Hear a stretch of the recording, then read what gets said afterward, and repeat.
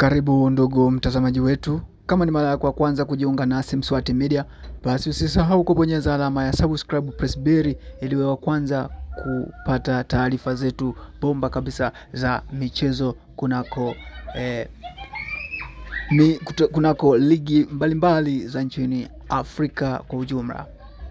Basi ndugu mtazamaji wetu, leo tunakuletea taarifa za mpinzani wa Simba Sport Club ambaye anakutana naye tarehe 23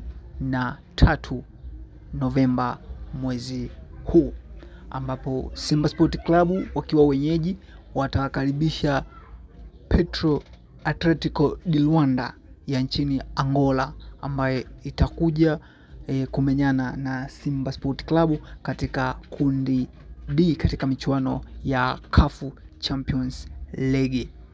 Hivyo Simba Sport Club katika mchezo huu wakiwa kama wenyeji, na mchezo huo utapigwa katika uwanja wa Benjamin Mkapa Lupaso, ambapo ni jijini Dar es Salaam, na mchezo huo utachezwa majira ya saa 10 kamili. Hivyo Simba Sport Club wana kila namna ya kuhitaji kupata pointi 3 muhimu, lakini Simba Sport inatakana wadhibiti mikimbio ya wachezaji hatari sana wa Petro Atletico de Luanda, ambapo kama ukiweza kuwazuia kwa sababu build up ya Atletico de Luanda huwa inaanzia kwa wachezaji kama Jonathan Toro, ambaye huyo ndo mchezaji wa kuchungwa sana.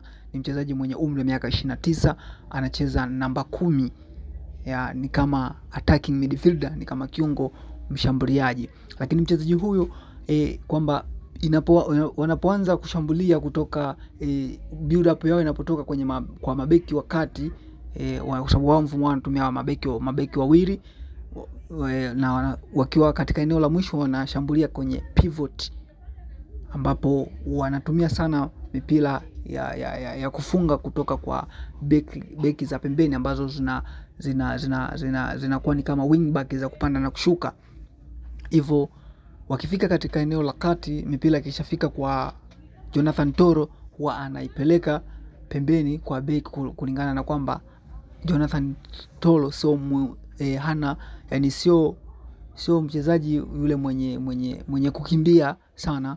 Hivyo huwa anamwacha beki aje kwake, anavomkaba amemwachia shimo, amemwachia space, ana turn then anapeleka mpira pembeni kwa backline, kulingana na kwamba yeye sio mchezaji ule wa kukimbizana sana. Kwa hiyo yeye ni mchezaji wa kuchungwa sana, hasa anavyoreceive mali na kutawanya mipira pembeni. Ni mchezaji ambaye amehusika katika magoli